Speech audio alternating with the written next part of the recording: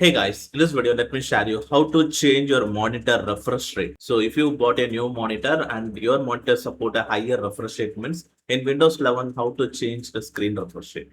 So just to go right click the start menu and go to the settings and select the system and select the display option. And also you can do this by just right clicking on your desktop and select the display settings. So now in this page, click on the advanced display. Now here is the option choose your refresh rate. If your display supports more than 60 Hz like 120 Hz means you can select that option in this drop down menu.